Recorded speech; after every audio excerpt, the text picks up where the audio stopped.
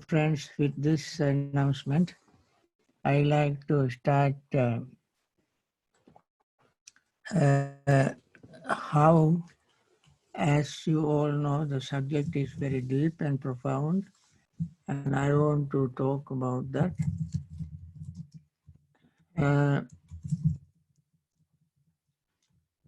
Sankhara, Buddha taught us how sankhara arises. He said, because when there is body, thinking about the body, thought arises. Kaya vasati kaya sanchetana hetu uppajyati ajjatan sukha dukkham. When there is body, and by thinking about the body, the pleasure or pain arises.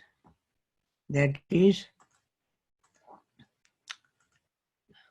and when the words are there, vacha, when words are there, thinking about those words, pleasure or pain arises. When there is mind, thinking about the mind, pleasure and pain arises. In the first place, we have to understand why pleasure and pain arise when there are body, words, and or thoughts or mind. When we see a body, our body or others' body, either pleasure can arise or pain can arise. Under pleasure, there is greed as underlying tendency. As under pain, there is resentment, dislike arises as underlying tendency. Or when we see the body and hear words, confusion can arise under, or neutral feeling can arise. Underneath is confusion. Now, why when we see a body, pleasure arises? When we hear a word, pleasure arises? And when we hear neutral, what you call thought, pleasure arises? And pain arises? Because we don't understand the body as it is. The words we don't understand as they are. We don't understand thought as they are. Therefore, pleasure or pain arise from the body, feeling, body, words, and thoughts. Now, this is what is called not understanding or not knowing, which in other words is called ignorance. This is how from ignorance, pleasure or pain arises. What is our ignorance? Ignorance is that this body is just a body made up of elements. And we don't see the elements, we don't think of the elements, we don't see and think that these elements are subject to change, they are impermanent. We don't see that. That is our ignorance. And emerge in ignorance, when these three parts, the body, words, and the thought arise, without knowing that they are, without thinking that they are impermanent, the pleasure or pain arises. When unpleasant, apparently unpleasantness in the body is present to us, we don't think that this unpleasantness also is impermanent. It is just our way of seeing things. It is nothing good or bad in it. It is just as it is. But our not knowing the truth, we the sankhara. Sankhara means conditions arise. Then that means the way we think about the body, words, and the thoughts triggers our sankhara, greed, hatred, and delusion. They are sankharas. They arise. And then also Buddha explained this, the bhikkhus, why they are called sankharas. They are called sankharas because they reconditioned our already existing body, reconditioning already existing feeling, reconditioning perception, reconditioning thoughts, reconditioning consciousness. For what? Why are they being reconditioned? In order to deceive us, deceive others, deceive ourselves. There we have ignorance. So that is how ignorance causes reconditioning. Reconditioning, I mentioned them yesterday. How do we recondition body? We all know how we do that. We know how we recondition our feelings. Reconditioning feeling, we create various things to recondition our feelings. They may be our mental creation. Then we recondition our perceptions by adding various things, subtracting various things, and thinking in various ways. We recondition our perception. And we recondition our thought by various artificial means. And we recondition our consciousness. And therefore, this reconditioning is called sankhara. Sankhatang abhisankaroti. Sankhata, as I mentioned, is the conditioned. Abhisankaroti means reconditioned. That which is already made, already existing, is reconditioning to make it even look better, sound better, and perceive better, and so on. All these are called sankhara. Also, I mentioned yesterday when you bring food to the table, you make it presentable by doing various things. All those additional things we add to make the food, or we add to make the food presentable, appealing, appetizing. All those additional things are called sankhara, even in food. Now, and these are called, these are chetana. Chetana means thought. They arise from the body, feeling, perception, thoughts, volitional formations, and consciousness. Or kaya sanchetana, rupa sanchetana, saddha sanchetana, gandha sanchetana, rasa sanchetana, bhottabha sanchetana, dhamma sanchetana. Sanchetana means thought, thinking. Kaya sanchetana. Sanchetana means many things put together. They are called sanchetana. For instance, think various ways thinking about the body, many different ways, all of them put together into one category, and we call them Kaya Sanchetana. Sanchetana, remember the word Sanchetana means collection of thought, collection of these artificial things, or even real things. We collection them, all of them are collected together called Kaya Sanchetana. Chetana Kaya. Chetana Kaya. Then Rupa Sanchetana, Rupa Sanchetana is called Kaya. Then Saddha Sanchetana, Gandha Sanchetana, Rasa Sanchetana, all these Saddha Sanchetana and collection of all kind of things about sound is Saddha Sanchetana. Various ways of thinking, preparing is Sanchetana. So I will continue this as I said, the many subjects as I talk more and more information, some of which I have already mentioned, others not.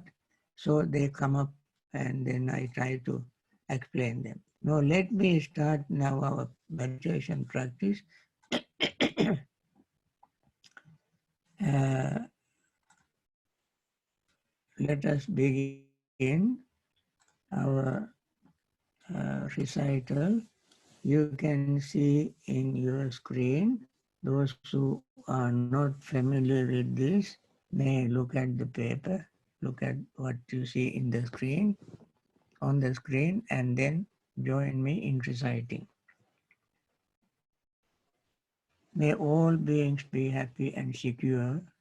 May all beings have happy minds. Whatever living beings there may be, without exception, weak or strong, long, large, medium, short, subtle or gross, visible or invisible, living near or far, born or coming to birth, may all beings have happy minds. Let no one deceive another, nor despise anyone anywhere.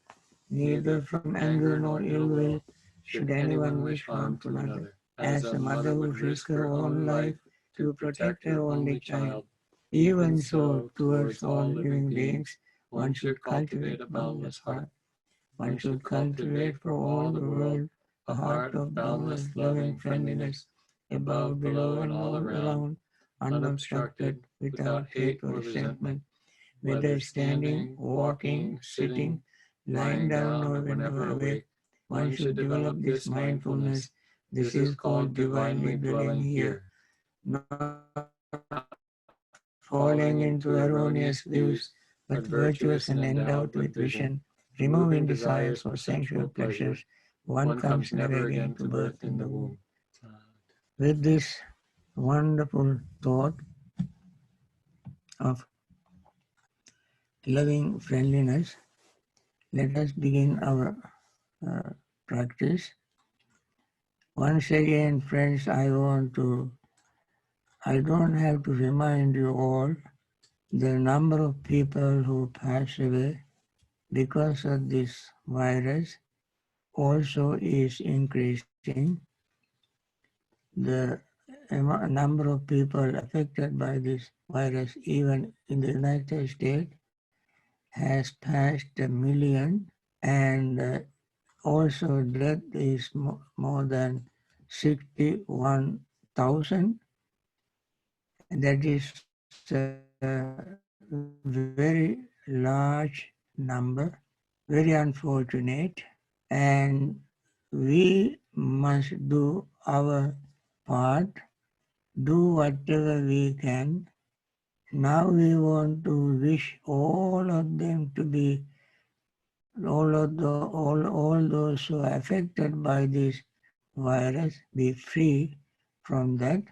And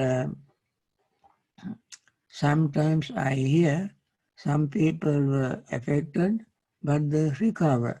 Uh, we have cases we have heard from our other friends. So we want to use our metta meditation and wish all those who are affected by this be free from that and recover from it very quickly and have very normal, healthy life. And all others who are in serious conditions also recover very soon. And those who are supporting them in various capacities, individuals and organizations, uh, and so on, countries, nations, groups, societies, clubs, churches, synagogues, mosques, temples. All these are doing their bit to help these people to, to curb this virus and reduce it, weaken it and disappear from earth. We want to wish this very earnestly, very sincerely. This will happen. And also we want to wish all those who are related to them, especially when somebody passes away. I notice the impact of grief is very strong, uh, devastating. It is they feel that they are despair, and therefore they also need our metta. We wish them, although it is true that separating from loved ones is suffering, and many people experience that, and therefore we want to wish them solace, comfort, and peace, and understand the truth and be very mindful and continue their meditation as a wonderful way of dealing with this situation. So let us begin focusing our mind on our breathing. Pay total attention to your breath, undivided attention, noticing inhaling as inhaling, exhaling as exhaling, the pause between inhaling and exhaling, and then notice the feeling of breathing. When you breathe in, you feel the expanding and contracting of your lower abdomen, chest area, and also you notice the primary place where breath touches as you breathe in and out, that is your nostrils. Whoever feels comfortable paying attention to any of these three places, they can do so. Select one of them and you can notice that. So as breath comes in, you feel it, and as breath goes out of your nostrils, you feel that, and you become aware of it, your perception of it, of the inhaling breath and exhaling breath, and then your thought of inhaling breath and inhaling breath, exhaling breath. Thought in here is our attention, and then our consciousness, awareness also changes. When we breathe in, we feel the inhaling, we have perception of inhaling, thought of inhaling, uh, awareness of inhaling. Similarly, when we breathe out, we have feeling of exhaling, perception of exhaling, thought of exhaling, and the awareness of exhaling. And then you notice all of them as breath comes and goes, they also come and go. None of them linger behind. They all together arise and all together pass away. When we see this natural phenomenon of rising and falling, appearing and disappearing, changing, this is what we call impermanence. There is nothing to excite, nothing to be delighted, but we experience the reality, the truth. Then our body relaxes, the breath relaxes, the mind relaxes. When these three parts are relaxed, all our hindrances, greed, resentment, restlessness and worry, sleepiness and drowsiness, and doubt fade away, giving space, creating space for letting go and the space of opening our heart and mind even wider and deeper for loving friendliness to arise, and then compassion arises, and then our joy arises, happiness arises, concentration arises. They arise in this order, this way, and eventually we gain good concentration.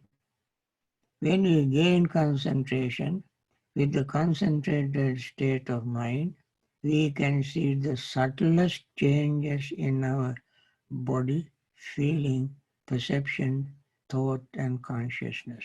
This is our insight to awareness or wisdom that arises from this practice. That is called knowledge or insight, wisdom, udaya right? Knowledge and wisdom of rising and falling in the subtlest way.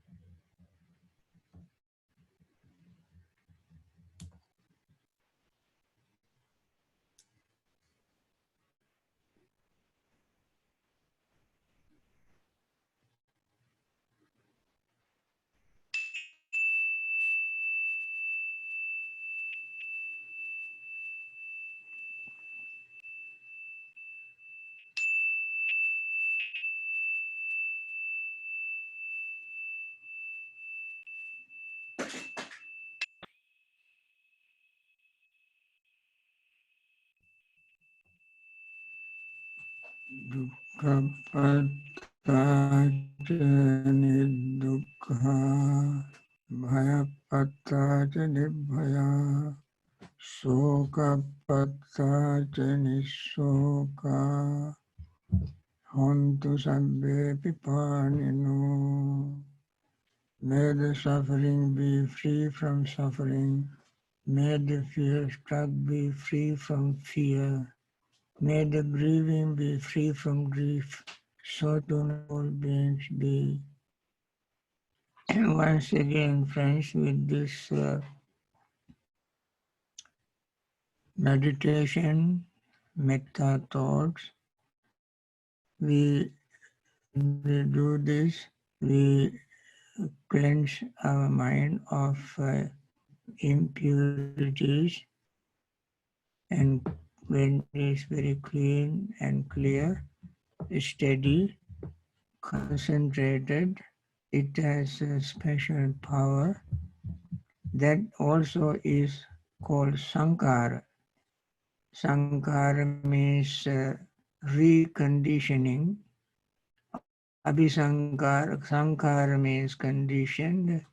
Abhisankara means reconditioning. We recondition our mind by removing certain defilements and cultivating certain wholesome mental states. That is why it is so powerful. So conditions have a wholesome side, unwholesome side. We develop wholesome side during this meditation. We use this as a strength, power, or even a weapon to combat, to overcome this suffering of people who have lost relatives and friends, and those who are around them there are other living friends and relatives, acquaintances, and all these we want to be free from grief, pain, sorrow, lamentation, and despair. We also want to wish with these wonderful new wholesome sankharas that those who are helping them in many ways, doctors, nurses, hospital assistants, and those who are providing them various types of help financially, physically, mentally, and using various type of chemicals, medicines, hospital beds, and those who have donated enormous amount of their time, energy, and skill to help all these people, and we want all of them to be free from pain and suffering and attain to liberation. Now let me continue the same thought. As I said, this metta practice, mindfulness practice, concentration practice are wholesome sankharas. And these sankharas have their power and strength.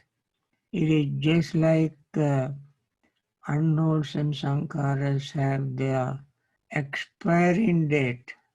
Wholesome sankharas also have expiring date. Unwholesome sankharas expire when wholesome sankhara increases and weaken power of unwholesome sankhara. Now you understand sankhara means that which we do intentionally, reconditioning our body, word and mind. The meditation is another way of reconditioning our body and mind and speech. Just like chemicals have certain strength, and that is why every bottle of medicine, vitamin and so forth have a expiring date.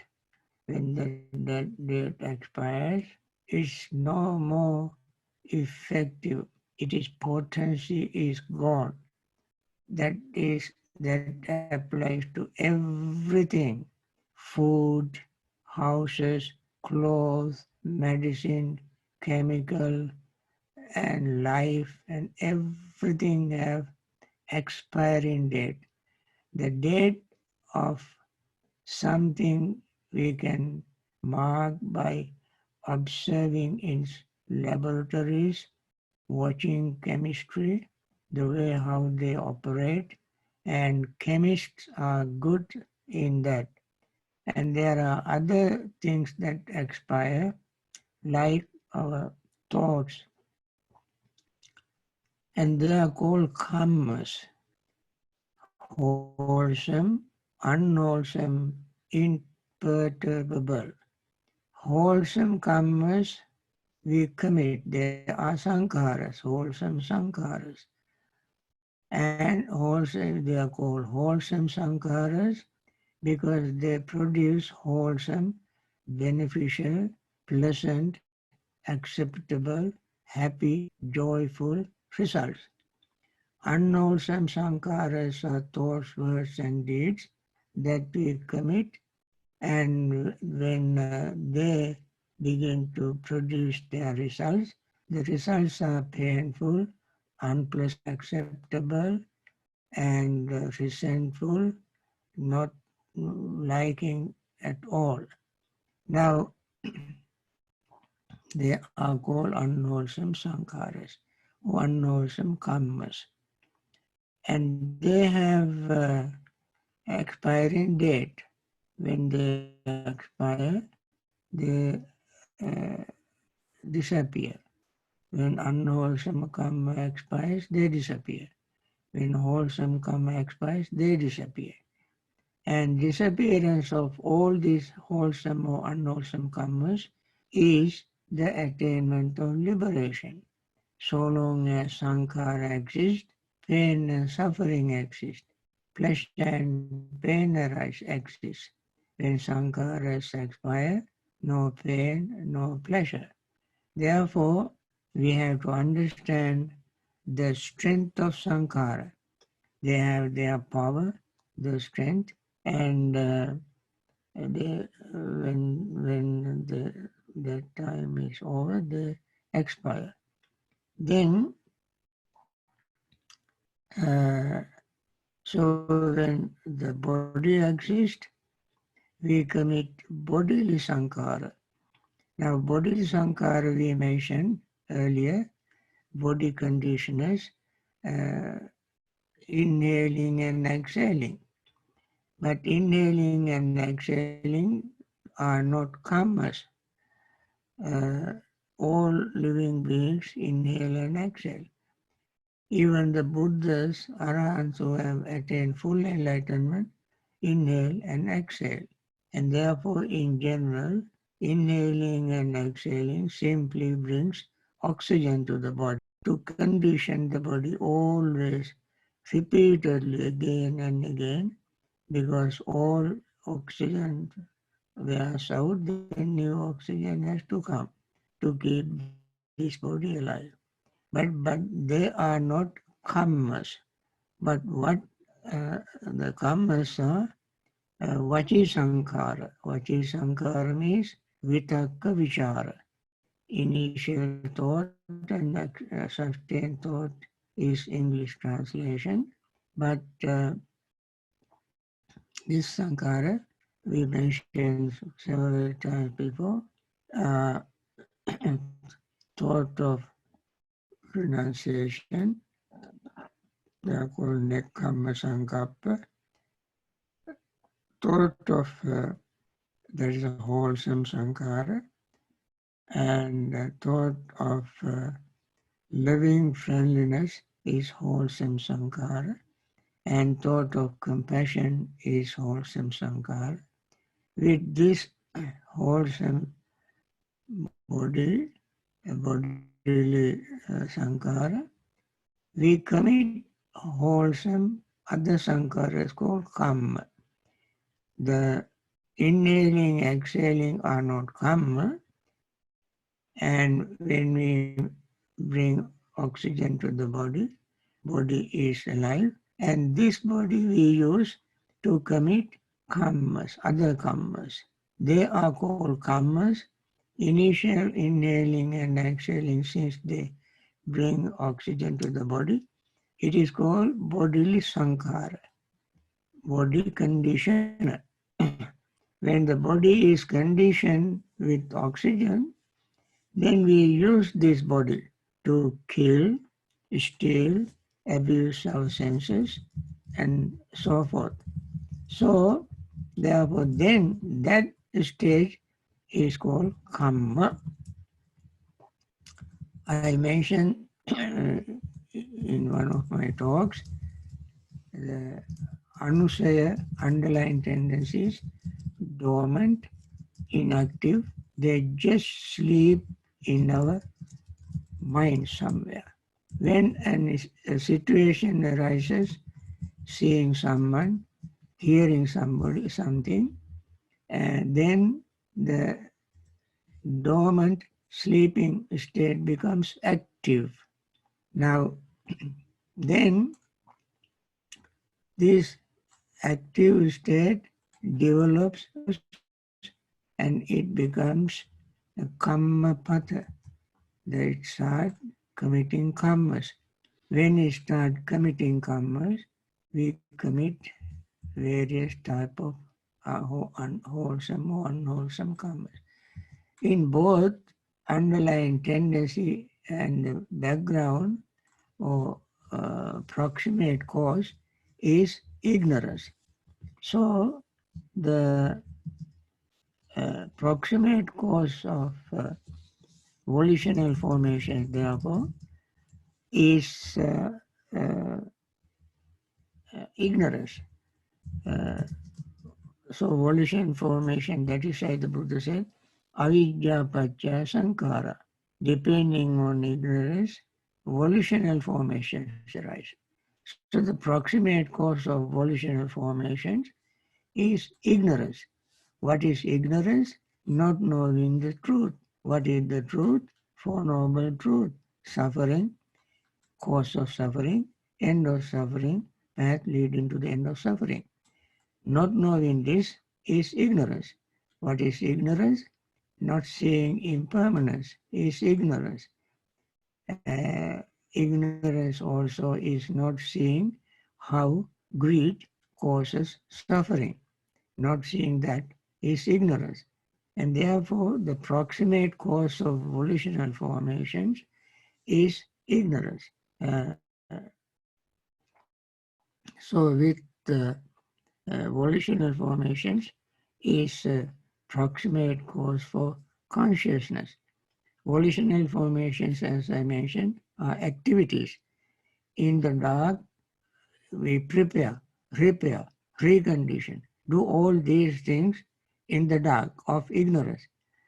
And when the movement takes place, consciousness arises. When there are no movement, no ignorance, consciousness does not arise. What kind of consciousness?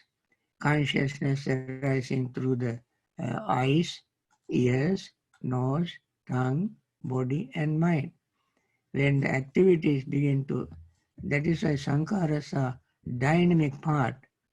When they begin to activate, then eye consciousness arises, then ear consciousness arises, when the hearing faculty is dormant, sleeping, and as anusaya. That is the various type of anusayas as I mentioned. Raga anusaya, patiga anusaya, avidya anusaya, and so on. There are anusayas. And they are there, anusaya for delighting in the sound, arise whenever the sound hits the eardrums. And then it begins to activate. As soon as it activates, consciousness arises, ear consciousness. Similarly, nose consciousness. There is a underlying tendency or desire. It is dormant until some very pleasant aroma appears, the good smell of a flower, good smell of perfume, and so forth. There are all kind of pleasant and unpleasant odors are there. That brings the sensation to the olfactory, the inner part of our nose, which smells things, and then it becomes active. When it becomes active, consciousness arises. Then we have the taste, tongue. When we smell food, the hunger or appetite, desire for food as a tendency, desire, anusaya arises. And then consciousness arises. And then, as we know, as soon as consciousness arises, when we smell the food, then everything begins to activate. Then saliva begin to secrete from salivary glands. So even the digesting process began from smelling food, because this mucus, what you call this salivary gland begin to produce saliva, and then that is one of the agents that alkaline our food. It has alkaline, and then start preparing the tongue and the stomach to digest food. So similarly, when we have a touch with the body, whether there is a pleasant touch or unpleasant touch, underlying tendency is the desire either to accept or reject. And as soon as the touch is taken place due to the bodily object or physical object, and consciousness arises, then when they come together, consciousness arises. That is bodily consciousness. Kaya, what you call rupa, vinyasa, chakku, kaya vijnana. And then when we think of certain mental objects, all things that come into the mind from through our eyes, ears, nose, tongue, body, and mind, all when they come to the mind are called Dhamma. And that is why in Dhamma Anupasana, they said whatever Dhamma, whatever mental objects is called Dhamma. And when that mental object arises, then the hidden desire for that mental object arises, consciousness arises, and then we begin to think of it. And this is how mental sankharas arise. So you can see that each sankhara has its own proximate cause. So when consciousness arises, then it becomes the proximate cause for mentality and materiality. How can it be proximate cause for mentality and materiality? Well, when the consciousness arises, it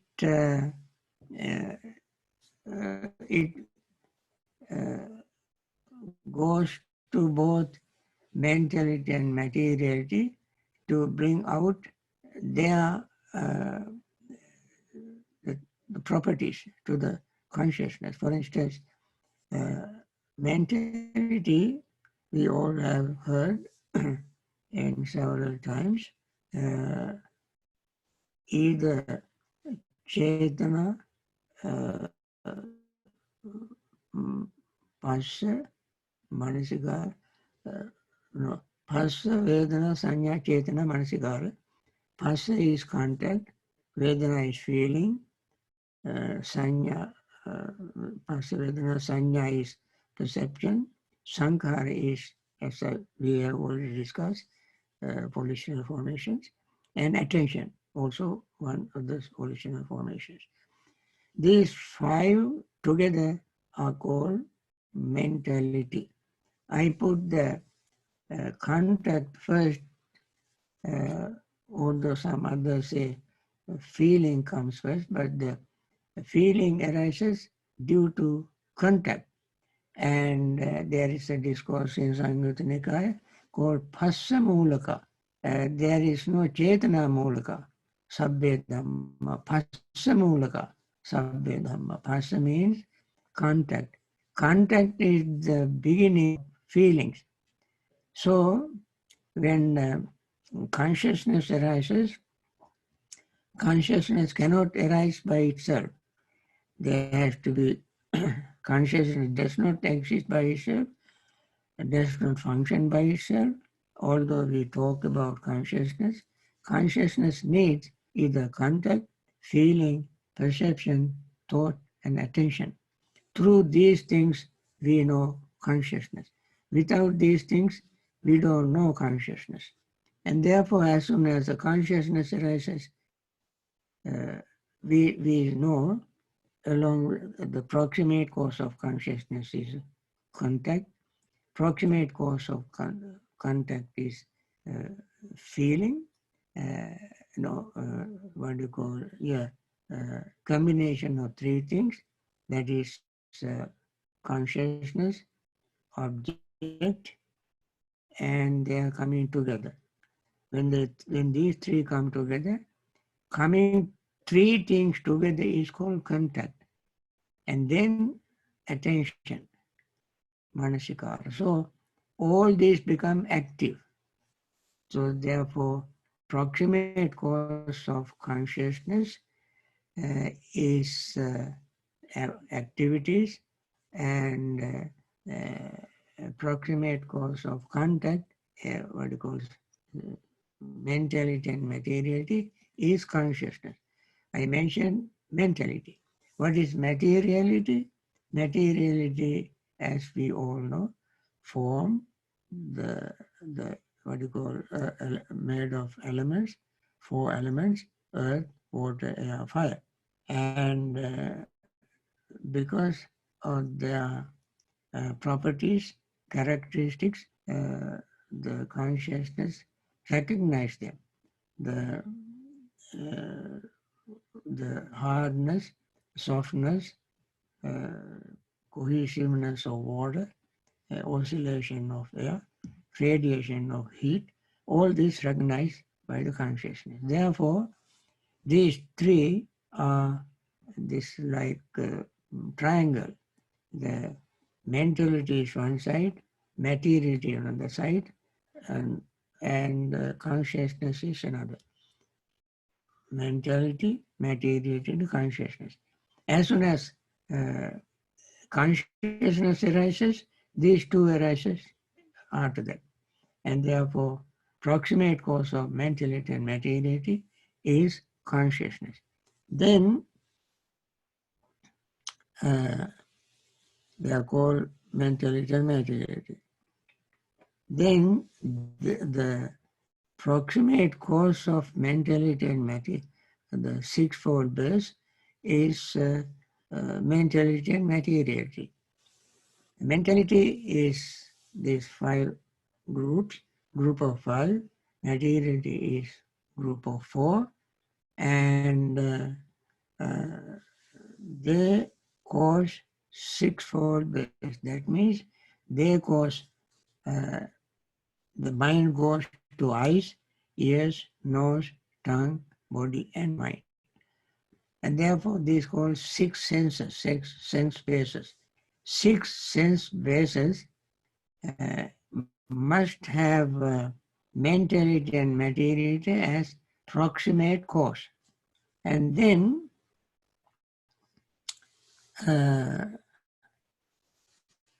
with the sense base as proximate cause, contact arises, real contact arises. With the contact as proximate cause, feeling arises. And feeling as proximate cause, craving arises. For craving, there has to be feeling. Without feeling, we will not have craving. When we have feeling, it can be pleasant, unpleasant, or neutral. When pleasant feeling arises, we crave for it. When unpleasant feeling arises, we crave for getting rid of unpleasant feeling. When neutral feeling arises, we have craving for knowing what neutral feeling is. But each of them have, as mentioned earlier, separate underlying tendencies. For instance, greed has, this pleasant feeling has greed as underlying tendencies. Unpleasant feeling has resentment or anger as underlying tendency. And confusion has, or a neutral feeling arises, has confusion as underlying tendency. Now, we will discuss these three feelings further in our later discussions. Then with the proximate cause of underlying tendency of all this, then suffering arises. And no, with the feeling as underlying tendency, a craving arises. With the craving, there is a what is called birth, the proximate cause of becoming. Proximate cause of becoming is clinging.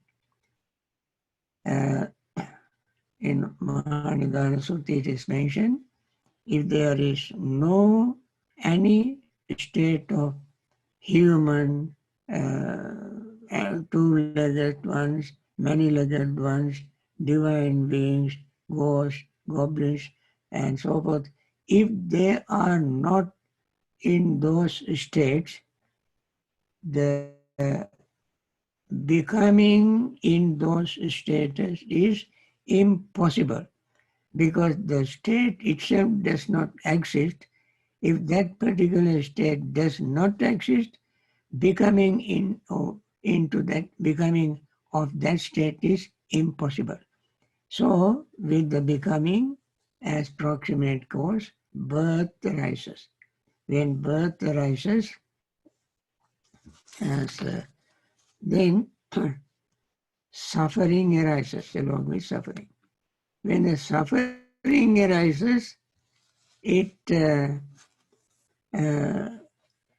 has two causes, two ways. One is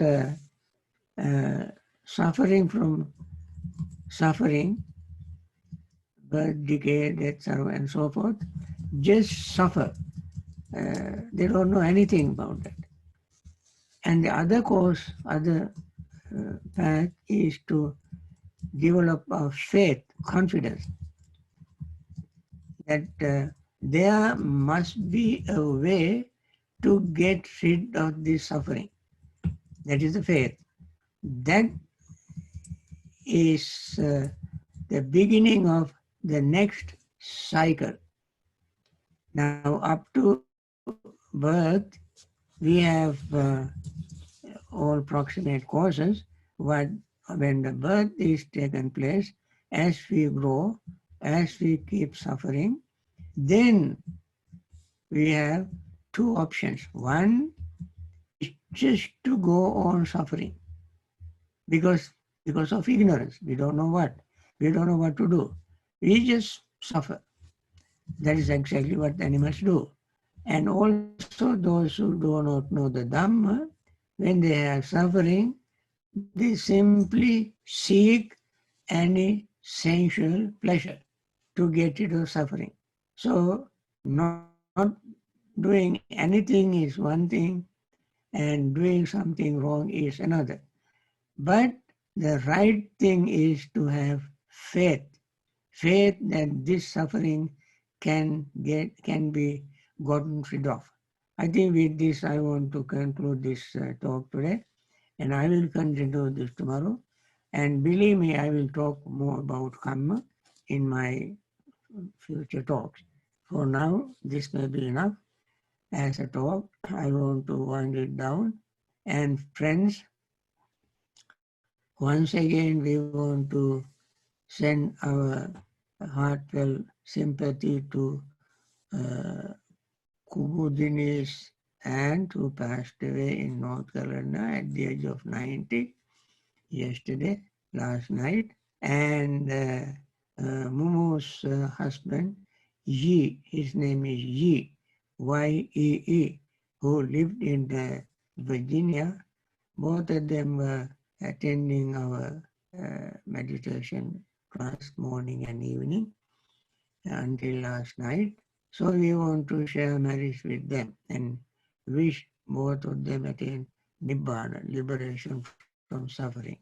And also we want to wish all those who are suffering now to be free from suffering, and all those who are related to them, around them, friends, relatives, brothers, sisters, parents, children, uncles, aunts, and so on, and all of them who suffer from the death of their relatives or from their sicknesses. We all want to wish them to be peaceful and happy, free from suffering. And all those who are doing marvelous things to find out virus, to uh, to remove this, to get rid of this virus. And there are many companies, many individuals, chemists, physicists are trying their best to find something to uh, help people. And all the doctors, nurses, and other hospital people. Above all, I want to wish all of them. Also, I want to wish all the leaders in the world who can make decisions, who have power, who have strength, who have skill. Of course, they have to have a skill to come to that power. They have to have a wealth to come to that power, and so forth. May they all have wisdom to make wise decisions to help all these suffering beings, and may finally all of them and us be free from this suffering, pain, and return to normal life and live in good health, very long, happy life. With this wish, I want to stop this